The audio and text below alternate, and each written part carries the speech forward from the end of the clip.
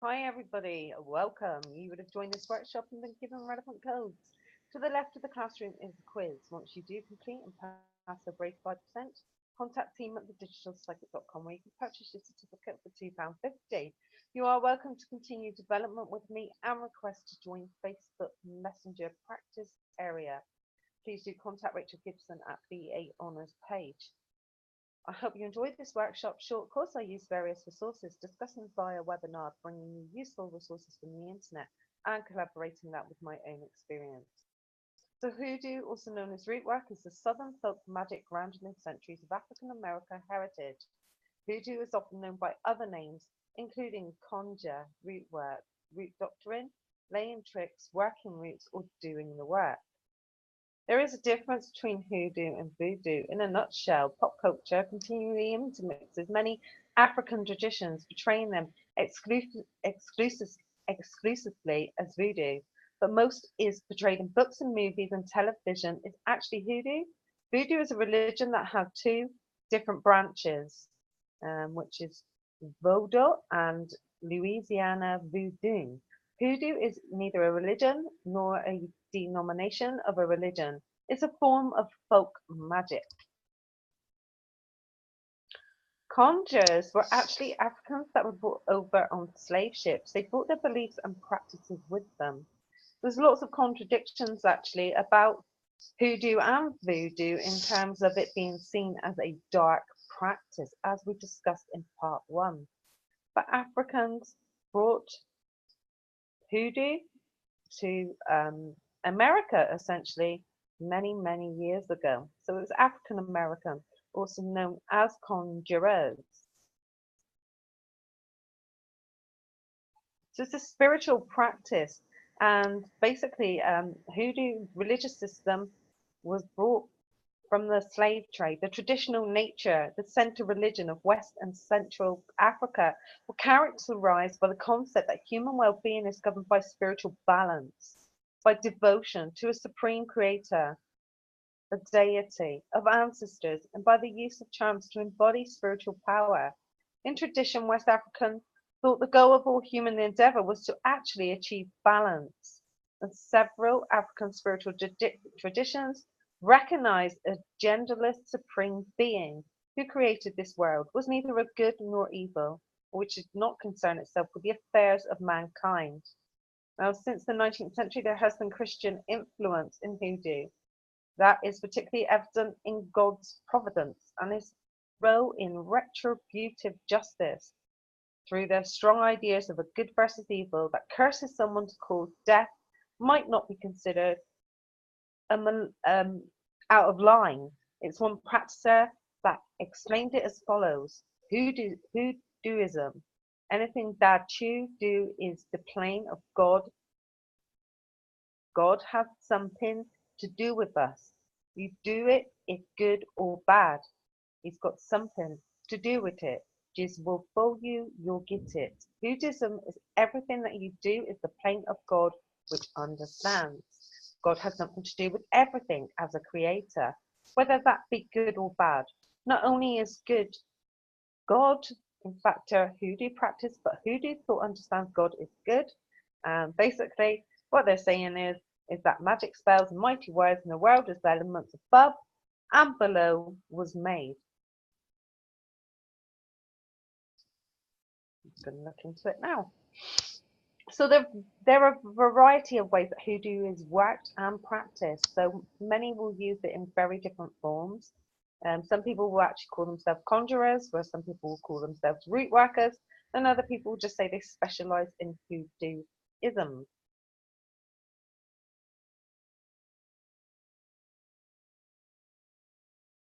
So it's very like witchcraft. It's an amalgamation of practices, very in folk magic traditions.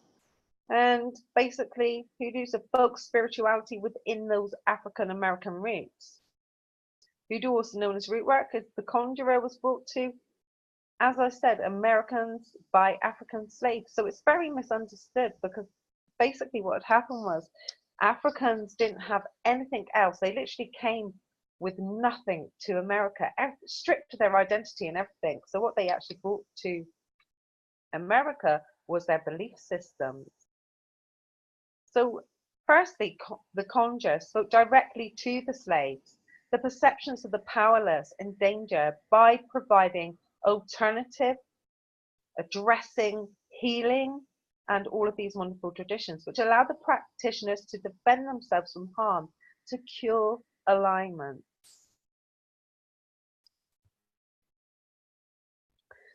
There's actually saints that are used through hoodoo. So as you can see, it's not an evil thing as actually portrayed by the media.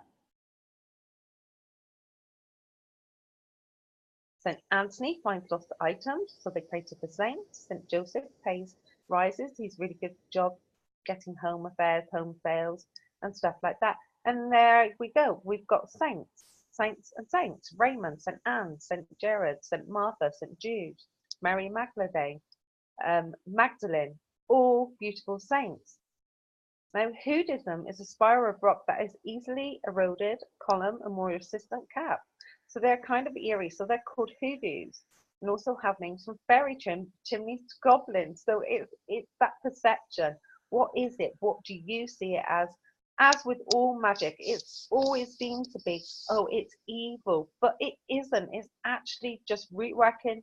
It's forming spells, cleansing, very good for cleansing. We're going to be doing later how to do a cleansing bath. But it was, that's why it's called root. It's the root of earth. It's the root of the rock. It's root of everything. And essentially, just like witchcraft is, it's elements of nature. It's using that nature. It's using that force. So the fundamental difference between voodoo and witchcraft is the spiritual aspect. Witchcraft is only a practice, but voodoo is actually a true religion in some places. So their practices revolve around specific beliefs of gods and goddesses. The main point in voodoo is religion, whereas witchcraft is not. There's some other saints that they work with. St. Peter, St. Bridget, St. Benedict, and Our Lady of Cuddalore. St. George, Holy Family, St. Elena, St. Lucy, St. Sophia, St. Michael, and Archangel. Of course, Archangel Michael, he's everywhere. An angel, not a saint, but used to defend and battle, the protector from evil, foes, and demons. So, to do a money spell, what you would need is 2 red candles for action, 3 green candles for money, some real money, oil, cinnamon, and mint. Do it on a Thursday, because Thursdays is a really powerful day for doing it.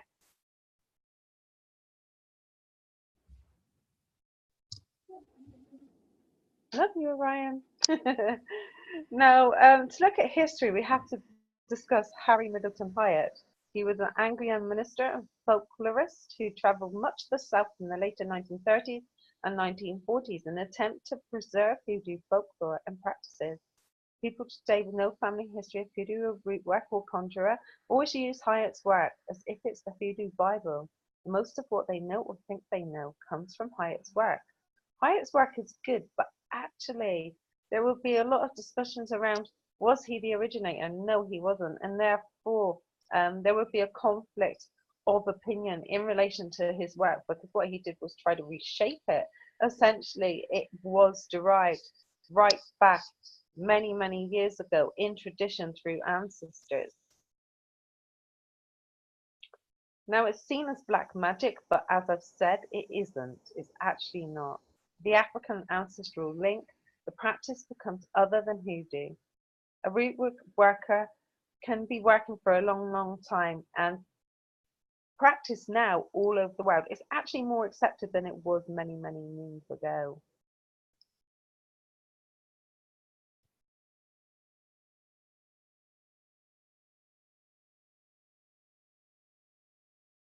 I would argue it is not a religion as such, because it's a magical system. So there, some people determine, say, well, actually, it's got the Christian roots because of they pray to the saints and stuff like that. But it is different. It's depending where it's practiced. So you have to really consider, not everybody will see it as a practice of religion, and some people will. It is difference of opinion, because people will as like with witchcraft, be kitchen witches and stuff like that, always have an open mind in any of the modalities of how somebody else perceives it and practices it. You can't really generically say one thing is something and not of another, because of course we have a spiritual belief system that's societal, so it's very sociological, and then you would have individual opinion. And I'd say that about anything in any of the work that we do.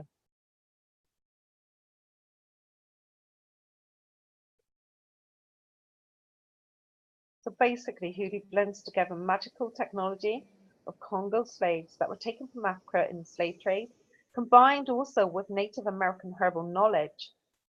And there was bits of European folk magic and Jewish as well. A magical system. Hoodoo practitioners are called by a variety amount of names, like the conjure, the doctors, root workers, hoodoos, head doctors. And that's why it originated many, many moons ago. They would have just been called conjurers. But today, there's more modern type of hoodoo root worker, which has adapted their practices and magical systems throughout Europe and also around the world. But most are said to be Protestant Christians. But there are a small minority of conjure doctors who actually practice Catholicism. So once again, and there'll be some that believe in neither.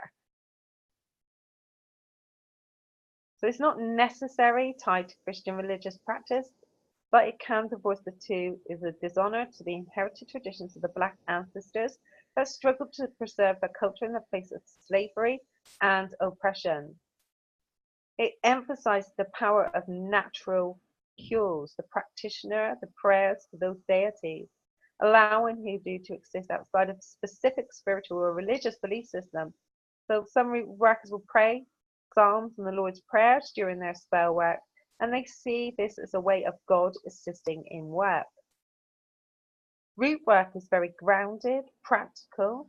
It's an approach that gets results, spells that are passed on through generations, and then basically people have shared those by bringing those wisdom to America and throughout Europe and other places in the world. But they agree that, Hoodism's vote for blessing and cursing. So some people will curse because it's for healing and causing sickness and for drawing blessings, as well as laying down of the curses. But most conjure doctors choose not to engage in hurtful enemy work.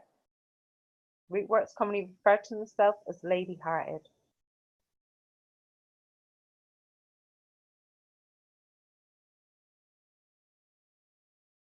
There's somebody might say, well, as soon as you hear the word hoodoo, that it is deemed as evil. If you're speaking to, say, a Southern Black person, they would regard hoodoo with respect, but some might regard it with great fear. It's undeniable source.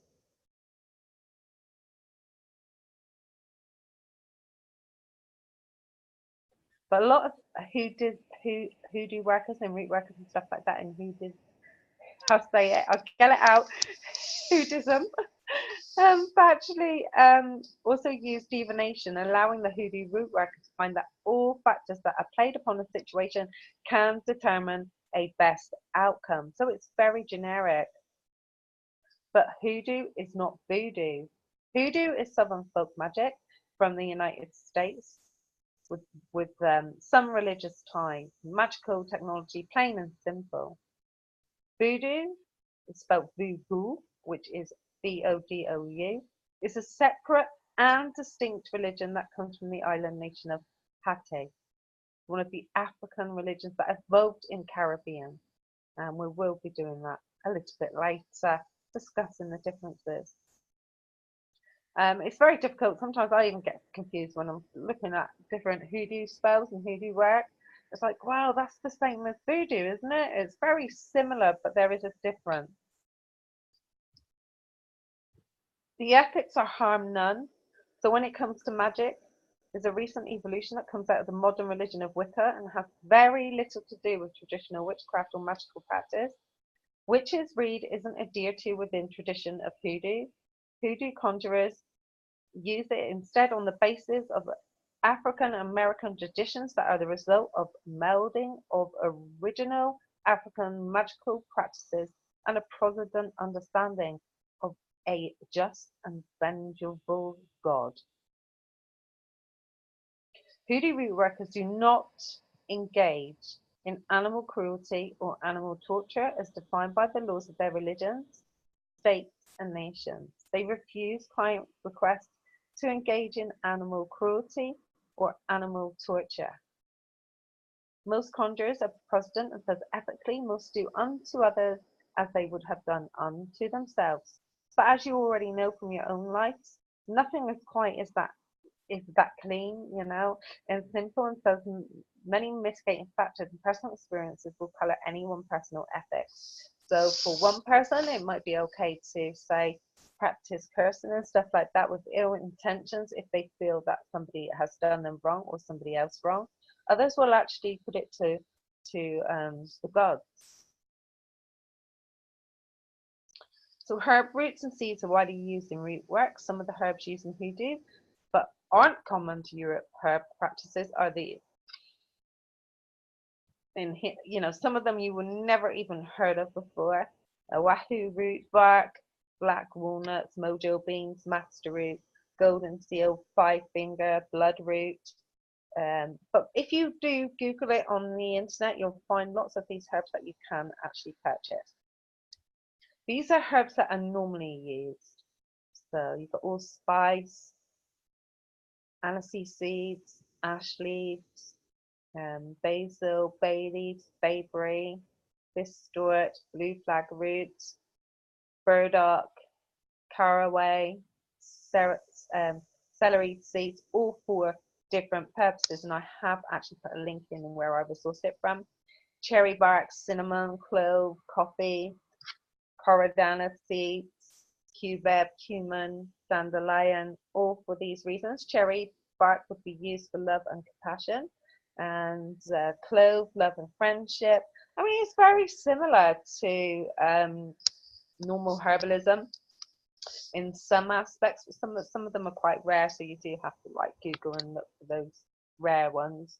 Also, at the end of the day, the witchcraft, hoodoo, voodoo, and other different occults and stuff like that. Because occult essentially is the unknown. That's what occult meant, but now it's known. So for me, when people use the word occult, it's like, okay, but we know about it, so therefore it's not the occult as we actually think it used to be. Because if occult is unknown and it is known now, therefore it's more spreadly used. So for me, occult is everything. It is because everything was unknown. That's quite a good lie. But the philosophy of that, think about that for a minute. Right. Herbs, job tiers, lavender, lemon balm, licorice, Lucy hand root, melfern, mandrake. All of these can be used for various purposes, and it's getting to know those herbs and being able to add it to your spell work. Mint. I love mint. Mint's amazing because I always feel with mint it really, really cleanses. It's really good for blockages and it's really good for drawing money. Parsley is really good as well, used for money as well. There's so many that use for money, it's unreal. Also poppy seeds, really good for psychic vision. So if you want to increase psychic vision, it's really good for that. So there is like a link, and I will put that obviously the PDF into Easy Class. So carnations. So while any kind of carnations will increase the energy and power of your work in, they do have some color correspondence that can help you enhance your work. So red's for passion, physical force and anger. Pink, romance, friendship, communication. White is for cleansing, purity and innocence. Purple, domination, spiritual power, psychic abilities. Blue, protection, concealment and invisibility. And yellow is for luck, money, abundance, success and legal matters, academic success. Orange is strength, physical fitness, healing, endurance. Green would be for money and stuff like that. I tend to use black also for protection and white for protection. Pink, definitely romance. Add a little bit of flowers and rosebuds, and you've got a lovely, beautiful spell for love. So a cleansing bath. To do a cleansing bath, this is Hoodoo work. You get a pinch of red green pepper and a pinch of black pepper, a tablespoon of salt, 1 cup of vinegar or chopped lemon. You mix them up in a tub of warm water and you wash them through your head downwards, like a downward spray. You can actually put it into a little spray bottle as well. And you remove these conditions from me, listing all the things you want to go out of your life. You pray to God and you pray to the deity that you've chosen or the saints. And actually what you do is just ask for any residual energy to be removed. I always use lemon. Lemon is the best for clearing any bad entities and stuff like that. Mix that in with a little bit of Epsom salts in the bath, really getting it bubbly if you can, and it works a treat. And you should always do that before practicing any spell work. So root work tools are symbolic of universal energies. So every day-to-day dealings, any situation which you can read some basics through the pages under this area. So what I'm going to do is put in here links and resources for you to use. Altars are powerful and highly personal sacred spaces which can be erected for virtually any purpose. You can have one inside or outside, and they don't have to be expensive. A basic Hoodoo altar is going to have like either a white cloth, though often the color red is used as well, a Bible, candles, lamps, incense burner, and across religious pictures or any statues, and an anthem and things like that. The thing is, people in this type of work recently, due to the increase of spirituality and the popularity of practicing Hoodoo and voodoo and witchcraft, is that a lot of the shops are gearing towards getting people to purchase and make altars in various areas of the house. Like, oh, you need, you know, a male figure, female figure, candle for love, put that in your bedroom. For money, as you're walking into your entrance, have a little Buddha with amulets of trees, and there you would put your candles with green as you go into an entrance, etc., etc. That is mimic. Okay, many years ago, the ancestors did not have a lot of money. They did not practice this. It was very basic. It's all about intention and using and respecting the ancestors' ways. So yeah, you know, people get greedy and people think, you know, we're going to make money out of this. This is a place to be making money. So what the shops are doing essentially is selling items that are not necessary for any proper work. So a money bath, you can get a new moon. You draw yourself a bath of warm water and pour the small jar of honey into a bath. So what you do is get a tiny jar of honey, and you get the small jar of honey and you put it into the bath and you rub honey on your body. You get some coins, sorry, spelling error. You get some coins and pick them up, not pick them up. You pick them up, and a small C would be nice. Preferably silver, and you splash water through your fingers. Right here as well, I'm going to put resources to come. Now, I'll go through that bit again.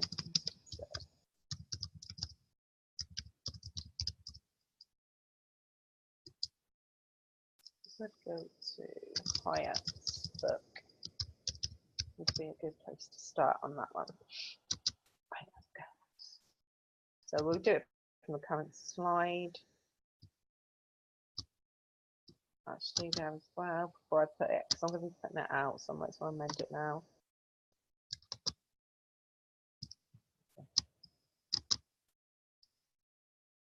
On current slide. And No, that's not what I want to. So you get the new moon, you draw yourself warm bath water, pour the small jar of honey into the bath, rub honey on your body, you get coins and you pick them up, preferably silver, and you splash water through your fingers. So it's really, really easy. Take your time in the bath. When it feels right, complete the bath by gathering up the honey coins, placing them back in a jar, and place the jar on an altar and begin your ceremony. The actual ceremony, you just use green candles and you just call upon the gods, and you call upon and say that if you're going to be calling upon the saints, Saint Germain, send me love. In this spell, I call upon, depending on who you're working with, I always call upon Archangel Michael and Raphael, and then I do a little prayer, and it's beautiful. It's a beautiful way of cleansing without too much effort. So that's a really good way. Also, if you're going to be doing a money spell for someone else, and it's a money bath spell, what you can do is produce your own honey pot. And what you can do is then get like a little mojo bag, put some coins in there, rub the honey on the coins and stuff like that, and send them the mojo bag with the instructions of how to do the money bath spell. There's so many ways of doing things, and in part, whatever we're in, is it part 1, 2, 3? What we'll be doing is learning how to do various spells, different bath spells, looking at different ways of going forwards and how you're going to actually start operating as a business in this type of work. But there's so much to do with this. First and foremost, you have to really, really understand and respect history. The history of hoodoo is so important in the work. I hope I've covered enough today, but we will get into class and talk for a moment before I move on to voodoo. I'm all voodoo and hoodooed up. See you in a mojo.